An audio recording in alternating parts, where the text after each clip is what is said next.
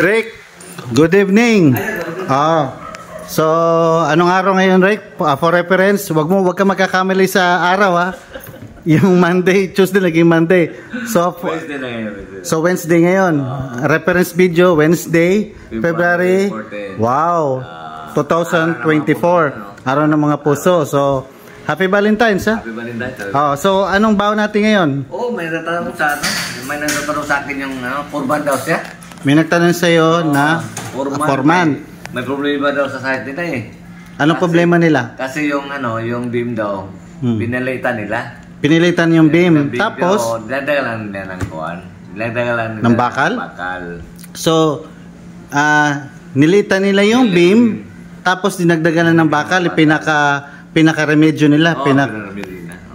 Okay, tinatanong niya kung okay lang ba yun? Okay lang ba daw, pero so nagdududa ka.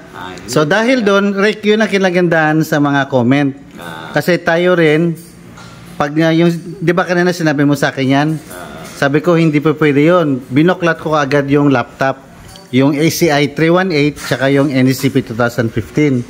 So, salamat din sa forma na yon dahil tayo din, nare-refresh din tayo, ano?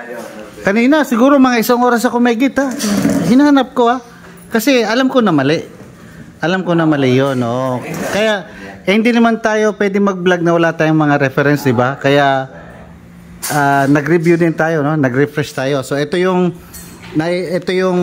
nabasa natin sa code natin, ano? So, since Valentine's ngayon, red ang ginamit ko. Oh, red. Red. Okay. So, ito na yon. So, ang scenario is, niliitan nila yung beam, tapos dinagdagan nila ng bakal. So, delikado yun, Rick.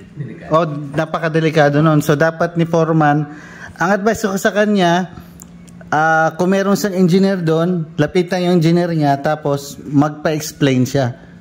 Yung engineer naman niya, siyempre, meron siyang background, di ba? Meron siyang background noon. Although, kung hindi niya, kailangan niya rin mag-refresh kagaya yung ginawa natin. So, ito yung ni-refresh natin. So, kagaya niya muna, kailangan niya munang konsultahin yung steel reinforcement ratio.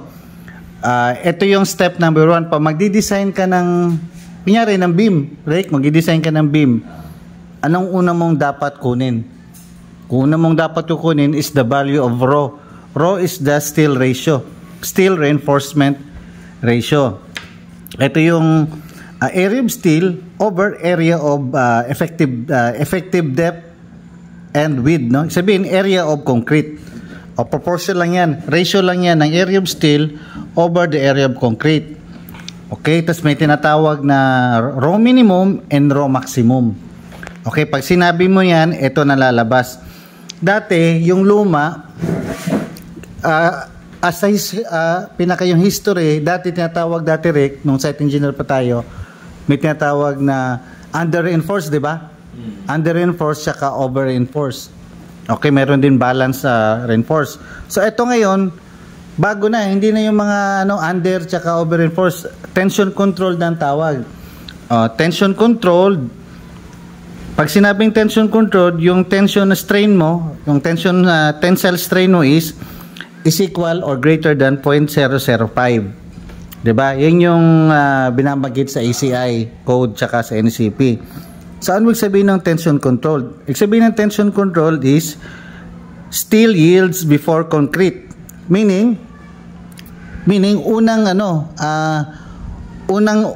mag-yield, no? Unang mag-yield yung bakal mo kaysa sa konkreto. Okay? Yung yield, hindi pa sabihin, hindi pa rupture yun, ha? Hindi pa break yun. Mag-elongate lang siya na hindi na babalik sa original niya. O yung tatawag na yield. Okay? So ano connection nun sa problema ni Foreman? Kasi hindi nga pwede na basta-basta lang tayo magdadagdag, Rick. Eto muna, ha, 'di ba?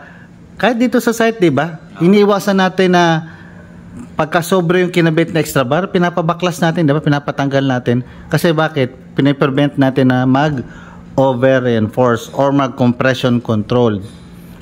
Dati Rick, yung mga iba pag sinabi na hindi nakuha yung dimension ng beam, ang ginagawa talaga, Rick, ang dating practice is kino-compensate na lang sa kino-compensate na lang sa bakal. Sabihin, well, dagdagan mo lang ng 2 extra barrier. Kasi, di ba, pagsukat ng beam, imbis na 30, naging 28 na lang, 26, 27, di kulang na. Pinadadagdagan na lang ng bakal. Di ba? Eh di, delikado yun. Kasi lumiit yung konkreto, dumami yung steel.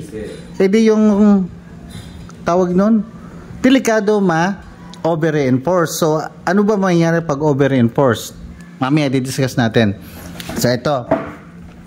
Tension control, balikan natin, no? Ang tension control, ibig sabihin yun, yung bakal ang unang mapuputol bago ang konkreto, bago mabiyak yung konkreto. So, anong advantage nun? Ang advantage nun is large deformation. Malaki yung bending niya. Nyari tayo, ganyan, nyari, yung beam na yan. Pagka tension control yan, pag nag-bending yan, Rick, pag nag-bend, siyempre ma-alarm tayo, nagbe-bend na. Tapos hindi lumiliit yung bending, lalong lumalaki. Nagpa-progress usually every 2 hours ang increment yan, Rick. Every 2 hours, nagpa-progress yung crack, nagpa-progress yung bending, delikado na yan. Evacuate na yan. Every 2 hours ang increment. So, yun tinatawag na large deformation. Tapos, sinabi, safer failure mode. Yung nga, dahil nga, ma-alarm pa tayo, nag-bend. Nagka-crack, di ba? Bago siya mag-collapse. Alright? Tapos, ano lang ang downside? Ang disadvantage lang talaga nito, Rick, yung tension controlled is lower load capacity. Pag may nakita kang, Rick, na malilit ang beam, yun, most likely, tension controlled yun. Ito, lower load capacity, but flexible. Flexible siya, kaya lang maliit ang dimension niya. So, ano ang downside kung maliit ang dimension? Yung load niya capacity, maliit din. Yun lang ang downside. Pero, nire-recommend niya kagaya sa atin sa Zone 4. Zone 4 tayo dito, yung seismic activity is, malakas. Palagi. Talaga na, nire-recommend talaga ng code natin na tension controlled. Okay? Ngayon, ang tension controlled kapag within ka sa Romin and Romax. Minimum and maximum. Diyan ka lang, basta within diyan ka lang, nasa tension controlled ka. Okay? Safe to. Etong etong design na to is safe to, tension controlled. Alright? Ngayon, may tinatawag naman na compression controlled. May compression controlled. Yung tensile strain niya is equal or lesser than 0.002. Okay, so naman kung anong mga characteristic nitong compression controlled? Number 1, fail due to crushing of concrete. Meaning, Rick, kung compression controlled, Rick, meaning unang nag-fail yung konkreto kaysa sa before sa steel yields, which is hindi pinapayagan yun, dinidiscourage yun, no? Hindi pa kasi biray mo, Rick, hindi siya nag-deflect, hindi siya nag-bend. Pagputok ng beam, collapse diretso. Delikado hindi? Delikado, di ba? Kasi wala tayong warning. Ito ang hindi nire-recommend. Hindi ito nire-recommend. Ang advantage lang, Rick, is higher load capacity but brittle. Higher load capacity kasi puro concrete Puro konkreto sa ang laki. So yung load capacity niya mas malaki, kaya lang ang lang is brittle siya. Yun lang advantage niya. Malaking load capacity, kaya lang brittle. Ang tanong, may gumagamit ba nito? Meron gumagamit nito sa mga industrial o sa mga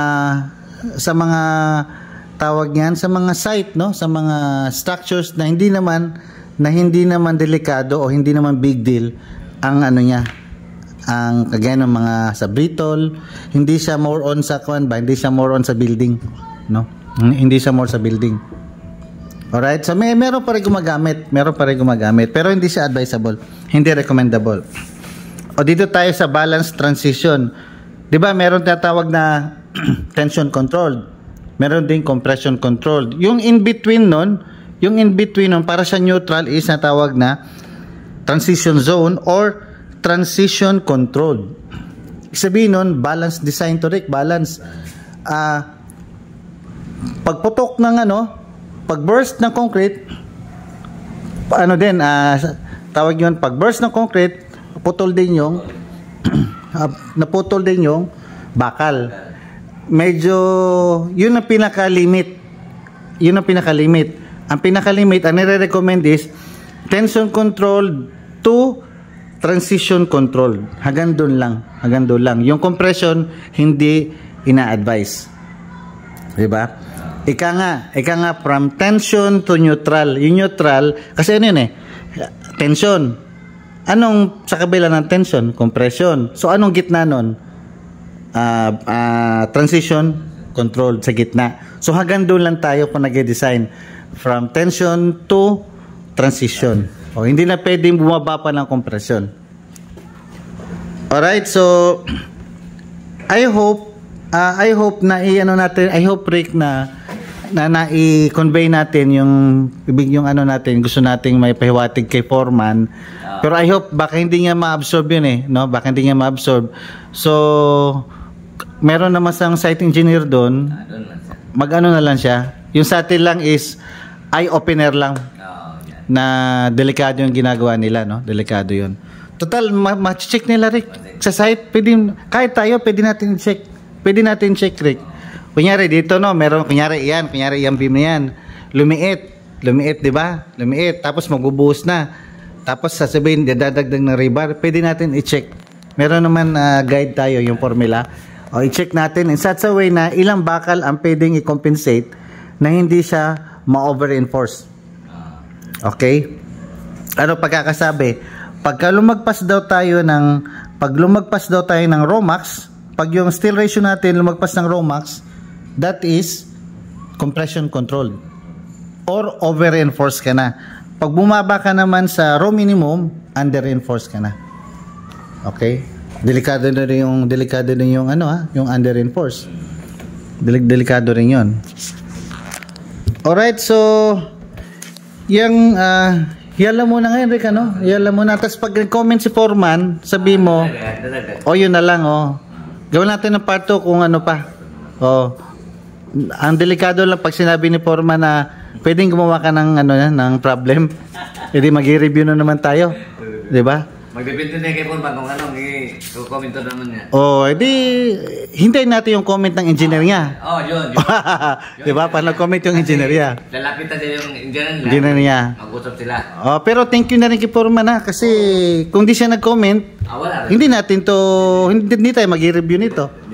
Diba? Ito, ni-review lang natin to, tapos kaya hindi natin ginawa ng mga number, kasi patay tayo dyan, mag-refresh pa tayo. Ha? So yun lang muna, haba ng video ha. Sige, happy Valentine's. Sige, bye-bye.